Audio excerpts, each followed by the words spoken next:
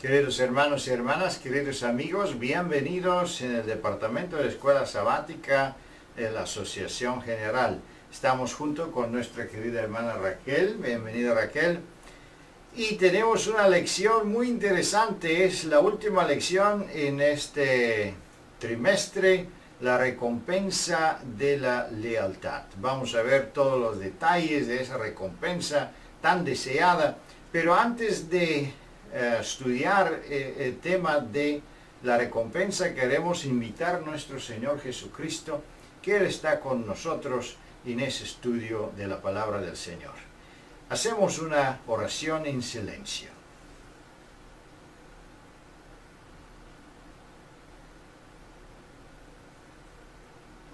Amén. Como siempre, antes de empezar los detalles de la lección, queremos tener una vista de la composición de esta lección. Con ayuda del Señor vamos a ver que después de un zarandeo, entonces viene como una consecuencia normal ahora la recompensa. Y la recompensa es algo muy importante. La primera parte de la lección debemos entender que qué es esa recompensa.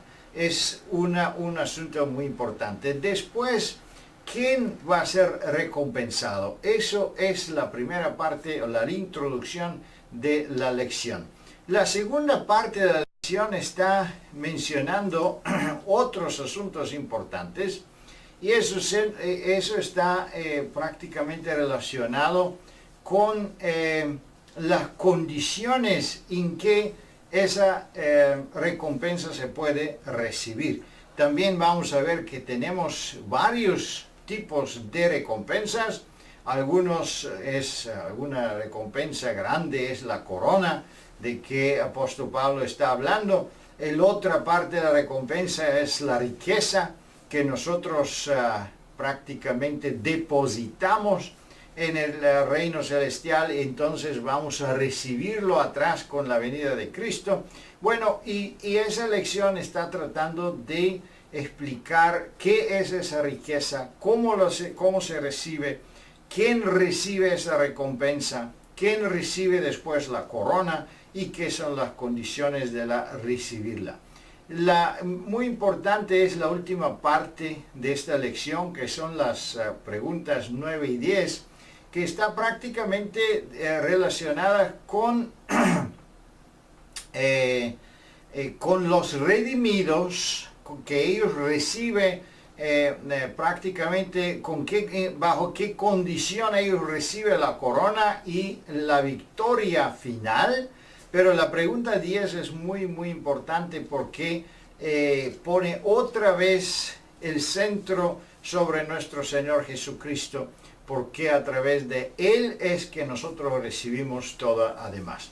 Es importante que nosotros no nos olvidamos a mencionar en nuestro Señor Jesucristo y los méritos del Espíritu Santo, porque la lección habla mucho de las obras en el juicio, las obras, buenas obras, las malas obras. Es importante enfatizar que eso no es el fundamento del plan de salvación, pero solo un producto de la obra del Espíritu Santo. Con ayuda de Dios queremos ahora entrar en más detalles y poner atención en las preguntas. La primera pregunta, la lección dice: ¿qué traerá Cristo consigo cuando venga y para quién? De acuerdo a las dos citas que tenemos, una en Mateo y otra en Apocalipsis, se confirma el mismo pensamiento. El Señor Jesús regresa. Nosotros somos adventistas y creemos positivamente en su segunda venida para tomar a los fieles, para terminar una parte de lo que se concluirá después con su tercera venida. Ahora bien, al ser conscientes de la segunda venida de Cristo, Él viene también con un propósito directamente relacionado con su pueblo y trae una recompensa. Y la recompensa se da a cada uno según su obra. Bajo el término obra no se incluye únicamente los actos fácticos realizados. Bajo la obra o sus obras está incluido el ser entero, la vida entera de cada ser humano, pensamientos, acciones, palabras, comportamientos, hábitos, carácter. Entonces, sabemos que ha habido un juicio previo a la recompensa y por lo tanto ha habido un análisis, un escrutinio profundo de lo hecho, no hecho por cada uno de nosotros, y como resultado de ese estudio, de ese juicio, de esa investigación, se procede ahora sí a la recompensa. Muy interesante, muchas gracias. La recompensa viene con el Señor. La segunda pregunta habla algo o dice algo muy importante. ¿Dónde debemos comparecer antes de ser recompensados? ¿Qué es que se requiere para que podamos obtener esa recompensa? La investigación necesaria, el análisis previo a pronunciar una conclusión positiva o negativa acerca de nuestras vidas individualmente, ocurre en el juicio celestial. Y nosotros sabemos como adventistas que en este momento un juicio investigador se está llevando a cabo en el cielo. Y son los casos de todos aquellos que alguna vez pertenecieron al pueblo de Dios y se terminan con el último de los sellados salvos. ¿Qué significa esto entonces? Que estamos viviendo en una condición de juicio y generalmente se nos olvida y nos conducimos como que no tuviéramos que rendir cuentas a nadie, como lo que nosotros decimos o hacemos no tiene ninguna trascendencia, ni tampoco tendremos que confrontarnos con esto un día.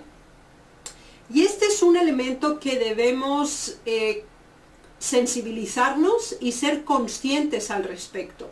Es decir, antes de que se pronuncie una sentencia a favor o en contra, hay un análisis profundo de cada uno de nosotros, sea bueno o sea malo, y en consecuencia también se llega a la conclusión final.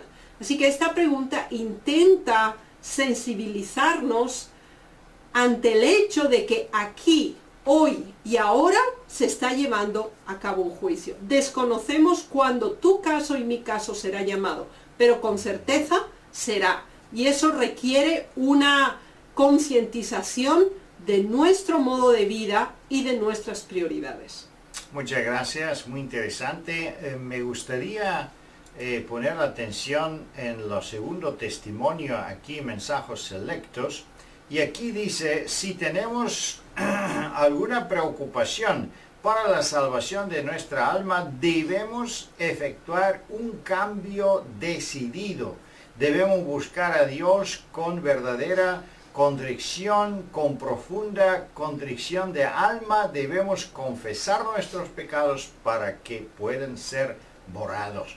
Entonces, eso es un mensaje importante que es prácticamente la colaboración del pueblo adventista al protestantismo, porque debemos entender que eso tiene una parte fundamental en los tres mensajes angélicos, que el Evangelio no es solo aceptar a Cristo, pero de verdad vivir una vida cristiana, de verdad experimentar un cambio de carácter. Y es interesante que cuando los adventistas predicamos eso, entonces cuando viene el tiempo de la crisis, se espera que también podemos demostrar que este cambio ha sucedido en nuestra vida. Y si no, entonces posiblemente tenemos o damos la impresión de una fidelidad solo aparente, una predicación solo en palabra. Por eso debemos entender que el mensaje del juicio y juicio investigador debía tener un resultado en nuestra vida de profundo arrepentimiento y cambio de carácter. Siguiendo adelante con pregunta número 3. ¿Qué amontonan los impenitentes para sí? Solo dos grupos de seres humanos permanecerán al final, aquellos que se salvan y los que no lo hacen. Ahora, la pregunta es, ¿por qué la gran mayoría de la población del mundo en todas las edades no será la que será salva? Bien, este versículo contesta específicamente a esta pregunta. El Señor Jesús nos da tiempo, oportunidad, ocasión, facultades, talentos para poder tomar una posición a favor de Él y de la verdad. Esto lo hace a nivel individual, social, inclusive de naciones completas, con el fin de que se produzca un cambio, de que haya una transformación y una aceptación de la verdad. Y por esa razón el Señor es benigno, es paciente, es longánimo con cada uno de nosotros. Pero ¿qué ocurre cuando nosotros menospreciamos esta benignidad, esta paciencia y esta longanimidad? Estamos ignorando que el propósito es el arrepentimiento. Cuando nosotros reflexionamos acerca de todo lo que Dios nos comparte, de todo lo que Él nos ha dado inmerecidamente, sin ningún requisito para recibir su gracia, sus bendiciones, la vida, los bienes y todas las riquezas del cielo que Él nos imparte, espera que ese amor demostrado por Él enternezca nuestras almas. Pero cuando nosotros no aceptamos esa obra del Espíritu Santo en nuestro corazón, se produce un endurecimiento de nuestro corazón. Y ese endurecimiento impide un arrepentimiento, una transformación. Y por lo tanto, estamos rechazando abiertamente a Dios. Y nos colocamos del lado de aquellos que no recibirán la salvación. Muy interesante. Aquí en el testimonio tenemos algunas líneas muy importantes, casi en el fin del testimonio para ministros, página 146, dice, aquí lo podemos ver, dejad de hacer lo malo, dejad de hacer lo malo, pero no os detengáis ahí. Aprendad a hacer el bien. Es muy importante entender este punto de vista que tiene Dios, porque solo apartarse o intentar de no hacer el mal no es suficiente. Si nosotros estamos con Jesús y tenemos el Espíritu Santo con nosotros, debemos entrar en el ejército de Dios, debemos ser parte de su plan para la salvación de otros. Por eso debemos entender que no es solo la abstenencia de obras malas, pero es mucho más que eso. Es una entrega en servicio que Dios espera de sus servidores. Siguiendo adelante, encuentro la pregunta número 4. Vamos a ver dónde se deben depositar nuestras riquezas. Primero, quizá vamos a ver qué es la riqueza, de qué riqueza estamos hablando. Obviamente de la riqueza espiritual, pero en la riqueza espiritual también tenemos una variedad bien grande de descripciones varias en la Biblia. Y después vamos a ver cómo podemos depositar esta riqueza. El Señor nos facilita y coloca a nuestro favor oportunidades para poder cubrir nuestras necesidades. E incluso más que esto, el Señor nos facilita poder conseguir con la salud, con la energía, con la fuerza que Él nos da y las oportunidades que pone a nuestro alcance, con un empleo, con una formación académica, poder cubrir las necesidades que son fundamentales para la existencia humana. Inclusive más de esto el Señor puede decidir concedernos y debemos ser agradecidos por ello. El problema es la forma en que nosotros usamos y consideramos los dones, las bendiciones y los privilegios que Dios nos ha dado. Si lo usamos para nuestro propio beneficio, cuando nos centramos únicamente en nuestro propio confort y en nuestro propio bien, estamos negando la fe que decimos poseer de la segunda venida de Cristo, que implica, 1, darle a Él el primer lugar, 2, compartir y hacer partícipes de estas bendiciones generosas por parte de Dios a todos nuestros hermanos y a aquellos necesitados, cerca y lejos. Por lo tanto, el Señor nos dice que hagas bien, que seas rico en buenas obras, dadivoso, generoso, atesorando para sí un buen fundamento por lo venir, que eche en mano de la vida eterna. Todo lo que nosotros hacemos tiene consecuencias, nos gusten o no, lo admitamos o no. Así que cada día debemos reflexionar acerca de lo que hacemos, porque eso regresa hacia nosotros y tiene una conclusión al final de nuestro día a favor o en contra.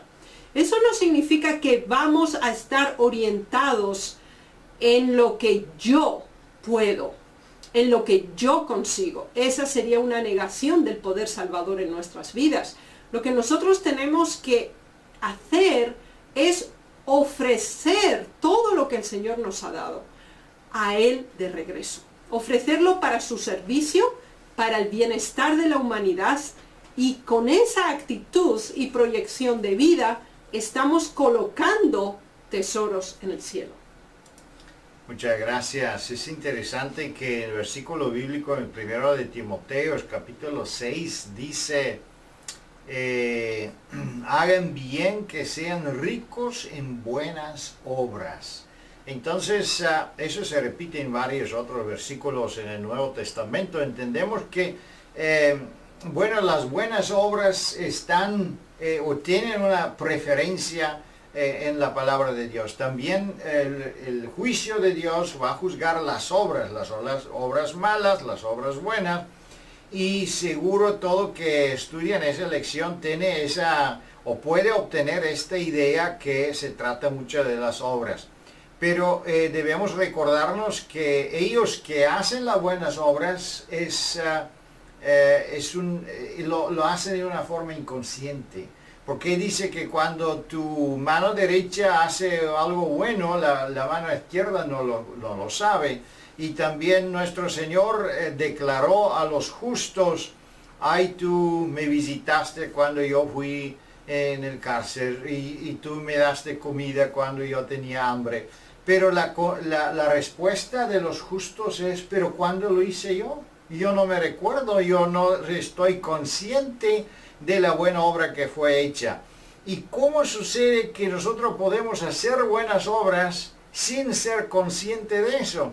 Eso está prácticamente, la respuesta está en la próxima pregunta 5. ¿Qué será de bendición especial para jóvenes y adultos? Hay que obtener algo más que solo 1 o 2 o 3 buenas obras, o que quizás 100, quizás 1000 buenas obras y contarla. Eso no vale nada. Que vale prácticamente es el carácter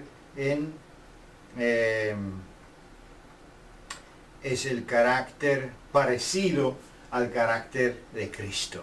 Vamos a ver en esa pregunta, ¿qué será de bendición especial para jóvenes y adultos? El apóstol Pablo, por inspiración, nos presenta diversos pasos que nos pueden orientar con el fin de obtener y poseer una vida con sentido.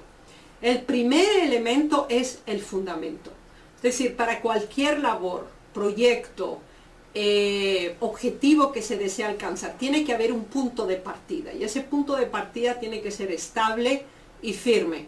Entonces, la primera recomendación que se nos da es que el fundamento de nuestra vida, el fundamento sobre el cual nos desarrollamos, el fundamento sobre el cual nos orientamos, cuál es nuestro punto de partida, debe ser Cristo.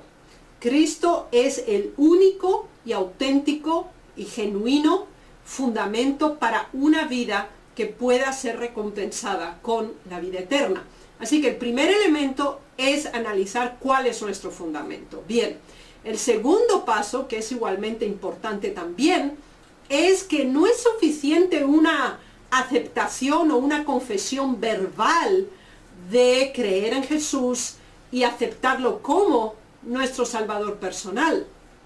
Se exige una labor activa y comprometida, ahora sí, en la edificación sobre ese fundamento. El Señor desea que nos desarrollemos, crezcamos, lleguemos a niveles altos de aspiración en el camino del bien. Y entonces aquí viene otro elemento de reflexión. No solamente qué fundamento tenemos, sino qué materiales usamos en la formación de nuestra vida o carácter. Y hay de distinta categoría. Se nos habla aquí de oro, plata, piedras preciosas, y por otra parte también de madera, heno u hojarasca. Si los dividimos en dos categorías, veremos que los primeros, oro, plata y piedras preciosas, son duraderos, son firmes, son de gran dureza y estabilidad, mientras que los otros tres en una segunda categoría son quebradizos, son no firmes y son perecederos. Así que, primer elemento, ¿qué fundamento? Segundo, ¿qué materiales? Y esos materiales no tienen que estar simplemente expuestos, sino que tienen que estar coordinados para que se levante el edificio de nuestra propia vida, de nuestro propio carácter. ¿Y por qué es tan importante el fundamento y el material de la construcción y el levantar el edificio? Lo cual implica un progreso y un avance, sería nuestro tercer elemento. El cuarto elemento es que las pruebas y las dificultades van a venir. Y dependiendo del material usado en la construcción, se va a comprobar si puede superar el zarandeo y las crisis de la vida, que son presentadas aquí por el fuego, que cuando sea revelado demostrará que queda. El fuego es el que dará la prueba. Por eso debemos ser bautizados por fuego y por el Espíritu. Esos son elementos básicos en nuestra experiencia religiosa. Tiene que haber un punto de partida en Cristo, tiene que haber elementos de la palabra de Dios, de la santidad de Dios involucrados en nuestro carácter, tiene que haber un progreso, un avance y un crecimiento, y las pruebas y las dificultades tienen que verse como un elemento de purificación, como estudiamos en la lección pasada, con el fin de alcanzar un nivel de perfección que solo Dios puede hacer en nuestra vida. Muchas gracias. Aquí en las primeras líneas del testimonio recibimos una respuesta maravillosa de las preguntas y también explica la pregunta pasada. Dice, los muchachos y las muchachas deberían considerar que un buen carácter es como un capital de más valor que el oro. Ahí tenemos la respuesta. Prácticamente las buenas obras son buenas, pero las buenas obras son una consecuencia de un carácter bien desarrollado. Un carácter es más precioso que oro. Y el carácter se va a examinar. El carácter es que, se va a probar con el fuego. Y con ayuda de Dios, si Jesús está con nosotros, podemos vencer. La pregunta número 6 dice, ¿qué recompensa recibirán los siervos fieles de Cristo al final? Estamos hablando toda la lección de recompensa, pero aquí tenemos especialmente la pregunta relacionada con el texto de Mateo 20, capítulo 25. Aquí tenemos otro matiz importante que debemos considerar con cuidado. El Señor nos considera a cada uno de nosotros un siervo.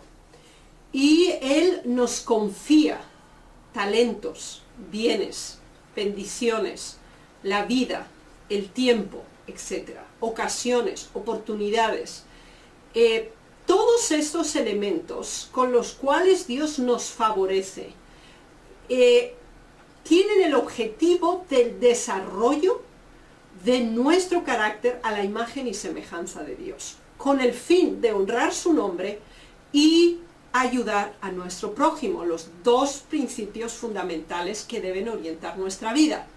Ahora, el Señor observa nuestro desarrollo, observa qué hacemos y cómo tratamos lo que Él nos ha confiado.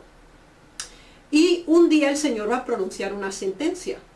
Y es interesante la forma en que encontramos la relación entre la declaración buen siervo y fiel, sobre poco has sido fiel, sobre mucho te pondré. Entra en el gozo de tu Señor. Así que lo que hoy yo hago determina lo que yo recibiré. ¿Qué significa esto? Que todo lo que digo, hago, pienso, mi comportamiento, mis hábitos, tienen una trascendencia. No podemos limitarnos única y exclusivamente al aquí, al ahora y al hoy. Nosotros tenemos que pensar que ahora estamos sembrando y que la cosecha ya no se puede cambiar cuando llegue el momento final. Así que debemos vivir nuestra vida con conciencia del tiempo, de las consecuencias y de los actos, palabras, pensamientos y hábitos que estamos formando, pronunciando y realizando. Porque lo que es hoy será la recepción del mañana. Muchas gracias, interesante. Prácticamente aquí esta parábola del Señor ilustra o da una ilustración muy interesante. Parece como que el Señor, que es ilustrado con este dueño, prácticamente está invirtiendo, poniendo en nosotros sus dones, su espíritu, y haciendo ese sacrificio que Él hizo al Calvario. Él hizo una inversión en la humanidad, y él espera que cuando regresa a la humanidad también le va a regresar o recompensar esos esfuerzos de parte de Él. Entonces no es suficiente solo decir, oh sí, existe el Señor, ah sí, nosotros creemos en Él, hasta si nos recordamos el versículo de Santiago que dice que el diablo también cree y obedece hasta los órdenes de que Dios le da. Pero ¿qué sucede? Es que si nosotros solo aceptamos la presencia del Señor, no es suficiente. Es necesario que nosotros recibimos los dones y los desarrollamos, porque si regresamos el don mismo que Dios nos dio, entonces somos como ese servidor infiel. Los fieles regresan en 5 veces más, que significa, prácticamente calculando, si Dios me salvó a mí, yo necesito regresar los 3 más personas, 5 más personas, 10 más personas. Yo necesito colaborar en la salvación de los otros, porque si no, somos fieles, somos siervos infiel, somos siervos malos. Es una inversión que no vale la pena. Un material barato, un material que uno lo compra, lo pone ahí, se pudre, se destruye, no hace nada. Oro, plata, las piedras preciosas no cambian de su valor, ellos aumentan de valor. Eso es que Dios espera de sus servidores, de sus seguidores. Pero seguimos adelante y vamos a ver que la lección toca también un otro punto de vista. Y esa es la pregunta número 7. ¿Qué gran gozo será experimentado al recibir la recompensa final? Vamos a ver que no solo el Señor está haciendo una inversión en nosotros, pero nosotros tenemos una gran recompensa también por usar el poder divino en nuestra vida. Generalmente nosotros valoramos o admiramos las cosas de acuerdo a los elementos referenciales con los que contamos. Es decir, algo lo describimos como bello porque hemos visto algo que está definido como hermoso y por lo tanto decimos, es muy impresionante, es fascinante, porque lo relacionamos. Ahora, ¿qué ocurre? Lo que Dios tiene preparado para ti, para mí, supera todas las expectativas y toda la capacidad de expresión, pensamiento y verbalización por parte de nosotros como seres humanos. El Señor Jesús es infinito, es ilimitado en su capacidad de ofrecernos la salvación en el nivel y dimensión más elevada que nosotros nunca jamás podemos imaginarnos aquí y ahora, porque somos limitados y estamos determinados al área, las circunstancias y el momento en que nos ha tocado vivir. Así que podemos tener la absoluta certeza que lo que el Señor ha preparado para nosotros supera toda expectativa e imaginación. Y el apóstol Pablo lo expresa en una forma poética especialmente hermosa, al decir, cosas que ojo no vio, ni oído oyó, ni ha subido en corazón de hombre, son las que Dios ha preparado para los que le aman. Y aquí hay un elemento significativo. El amor que los hijos de Dios poseemos no nos es propio. El Señor nos lo ha transferido por su aceptación en nuestra vida. Y a partir de ahí, ese amor nos vincula, nos estrecha con un nivel superior de existencia que es el de Dios. Y Dios va a corresponder a esa aceptación en el modo más impresionante e imponente que ni siquiera podemos imaginar.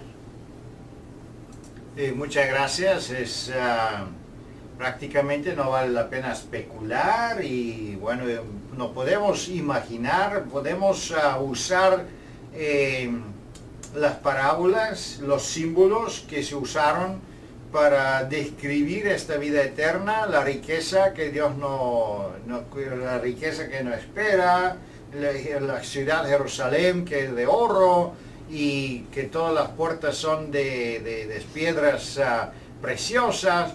Todo eso es solo una ilustración, pero la verdad es que nosotros ni podemos imaginarnos qué nos espera. El único que yo me recuerdo en ese caso son las visiones de hermana White, y cuando ella regresaba y se despertaba de una visión, siempre decía, ¡ay, qué oscuridad! ¡Ay, qué oscuridad aquí en esta tierra! ¡Qué oscuro es! En realidad, muy barato también, dice ella, vamos a obtener la salvación. Así que Dios hace una inversión en la humanidad, pero la ganancia más grande la tiene la humanidad. Los humanos que participan en el plan del Señor, ellos tienen la mejor recompensa, la mejor ganancia, la vida eterna y una elevación tan grande que no nos podemos ni imaginar, sentarla en el trono de nuestro Señor Jesucristo, como está prometido especialmente en la iglesia de Laodicea. Siguiendo adelante en la pregunta número 8, ¿qué le espera el vencedor? Continuación de la pregunta 7 prácticamente. El apóstol Pablo estaba a las puertas de su decapitación. Se le había ya comunicado su sentencia de muerte y como ciudadano romano iba a ser decapitado. Él escribe su última carta a Timoteo y él no observa en una forma sombría o pesimista su futuro, a pesar de que humanamente podríamos considerar que era muy depresiva la idea de ser decapitado. El apóstol Pablo no lo consideraba así al valorar su vida pasada, su condición presente, en relación con su futuro en la segunda venida de Cristo. Y veámoslo, porque esta perspectiva de la vida, esta orientación de la vida con éxito delante de Dios, es lo que realmente tiene valor y debe orientarnos a su vez a nosotros. Primer elemento, he peleado la buena batalla. La vida es un conflicto. Es un conflicto contra el mal. Y si queremos permanecer en el camino del bien, este conflicto será diario, constante y permanente. Así que hay que estar dispuestos y también hay que estar armados y cualificados con el poder de Dios y las armas espirituales que Él nos ha confiado para enfrentar al enemigo y estar dispuesto al conflicto, teniendo como nuestro máximo general a Jesús. Y Pablo lo asumió y lo llevó hasta las últimas consecuencias. Segundo elemento, he acabado la carrera. Cada uno de nosotros tiene una vida y tiene una carrera que llevar a término. La carrera tiene sentido, la vida tiene un objetivo cuando hay un fin que alcanzar, una meta a la que arribar. Y en este sentido, nosotros debemos reflexionar en este sábado. ¿Cuál es el objetivo de mi vida? ¿Cuál es la meta que quiero alcanzar? De acuerdo a la lección, es la salvación. Es la recompensa de estar para siempre con aquel que ama nuestra alma, que es el Señor Jesús. Pero hay que terminarlo. No hay que empezarlo y llegar hasta la mitad. Hay que llegar hasta el final, con el poder y la ayuda de Dios. Y tenemos otro tercer elemento muy significativo. Guardar la fe. Hay que preservar la verdad, el conocimiento, la gracia, los dones que Dios nos ha confiado. Así que hay que pelear, hay que correr y hay que preservar. Esos tres elementos debemos engarzarlos en nuestra estructura de experiencia religiosa y en la orientación que toma nuestra vida. ¿Por qué razón? Porque la recompensa es la corona de justicia, la cual el Señor nos dará personalmente en aquel día. Y no solo a ti y a mí, sino a todos los que aman su venida. Y aquí tenemos de nuevo otro elemento significativo, el amor orientado hacia encontrarnos con Jesús en su venida. ¿Cómo orientamos nuestra vida? Depende de qué es lo que amamos, qué es lo que esperamos y en qué perseveramos. Bueno, una corona prácticamente se pone en la cabeza de una persona que está coronada, como dicen, y coronados fueron solo los reyes, las reinas, los príncipes. Entonces obtener una corona no es solo un asunto de riqueza o un souvenir que quizá nosotros podemos comprar a nuestra hija ahí en una tienda barata. La corona es un símbolo de potestad y de estatus en ese sentido que somos de verdad herederos de la majestad de Dios. Somos hijos y hijas de Dios legítimas, pero no solo legítimas, pero en ese sentido, obteniendo la corona, estamos prácticamente colaboradores en ejercitar los poderes del rey. Estamos estamos como servidores directos o colaboradores del rey, porque por tener corona significa que, bueno, tenemos una potestad. También, como dice la parábola, fuestes fiel al poco, ahora vas a tener la posibilidad de obtener muchos. Por eso, esa corona se pone, o se propone del punto de vista del apóstol Pablo como el máximo honor que uno puede obtener, y por eso él menciona eso. Pero ¿bajo qué condición esa prometida corona se va a dar? Eso es la pregunta número 9.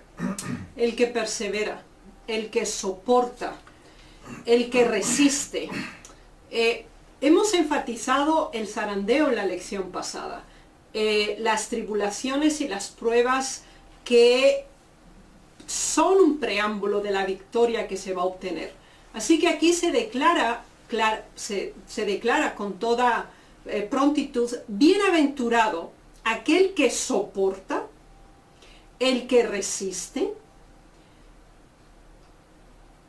las dificultades, las pruebas, las tentaciones, las situaciones extremas en la vida. Y con toda certeza, cada cual puede confirmar que esa es una realidad. Pero estas no ocurren solo una vez, o 3, o 20, sino que esa confrontación con el mal, esa lucha que debemos mantener para permanecer en el camino del bien, solamente Dios nos puede capacitar, nos puede dar la fuerza, la entereza, la facultad con el poder de su Santo Espíritu para equiparnos para obtener la victoria. Ahora, el perseverar, el enfrentar, el resistir, tiene que estar motivado por el mismo concepto que hemos analizado en la pregunta anterior, y es el amor. El Señor ha prometido la corona de la vida a aquellos que le aman. Cuando el ser humano tiene que pasar por situaciones adversas, inclusive extremas, donde incluso su vida está en juego, necesita un principio, unos valores que superen la situación presente, la fragilidad y el quebrantamiento que nosotros como seres humanos tenemos. Y el máximo motivo es el amor, la fidelidad y la lealtad a Dios. Cuando le pedimos a Dios que solo instaure lo grave en nuestros corazones, Él va a hacer la obra que nos haga fuertes, perseverantes y fieles. Muchas gracias. La segunda parte del testimonio es muy clara. No solamente tiene cada uno de nosotros una obra de hacer por su propia alma, sino que también tenemos el deber de despertar a otros para que busquen la vida eterna. Las coronas tienen estrellas y no hay coronas sin estrellas, que significa que cada uno de nosotros debe colaborar y trabajar con el Señor, con el Espíritu Santo para obtener esas estrellas. Y hay muchas formas de colaborar en la iglesia voluntariamente. No debemos ser elegidos en algunas posiciones para que empezar a colaborar. Debemos empezar a colaborar donde estamos y donde sea y como sea, pero debemos hacernos serios pensamientos. Si participamos en una despertación, un reavivamiento y una reforma, ¿dónde está mi lugar en esta obra? Porque solo sentado en una silla ahí en la iglesia, eso no es suficiente, queridos hermanos y hermanas. Dios espera de nosotros mucho más. Él espera que nosotros vamos a ser colaboradores de Él. Entonces obtenemos esta corona que Él tiene preparada para cada uno de nosotros. En el pregunta número 10 dice, ¿qué gran gozo compartirán los redimidos? Entonces los redimidos reciben coronas. Aquí dice la corona, pero no solo las coronas, ellos reciben una arpa, reciben una piedrita blanca, reciben una ropa especial, bueno, reciben muchos regalos cuando entran en el reino celestial, pero ¿qué hacen ellos con las coronas, especialmente cuando lo reciben? Todo lo que nosotros recibimos hoy y recibiremos en el futuro, si permanecemos fieles, es la obra y la prueba de amor que Dios nos da. Entonces, Él va a proveer un lugar en el que nosotros vivamos. Y Él va a proveer vivir con nosotros. Y entonces, el máximo gozo será poder postrarnos ante los pies de nuestro Salvador, verle cara a cara y alabar su nombre por la obra que Él ha hecho en nosotros y por el gozo que Él nos permite compartir. Muy interesante, muchas gracias. los redimidos regresan las coronas. Es un símbolo muy interesante. Sí. No hay lugar de egoísmo, no hay lugar de satisfacción propia. Cada uno que ha ganado sabe que la ganancia no la ganó él, la ganancia fue regalada por nuestro Señor Jesucristo, porque Él es nuestro sustituto, Él es nuestro garante, Él es que por Él recibimos el Espíritu Santo, por Él tenemos la justicia, por Él tenemos la fe, por Él tenemos todo. Por eso Él es Alfa y Omega, el principio y el fin. Que Dios le bendiga, queridos hermanos y hermanas, que tener buen ánimo en el Señor. La victoria está segura si estamos con Jesús. Disfrutan esas lecciones sabáticas y con ayuda de Dios nos vemos la próxima semana. Amén.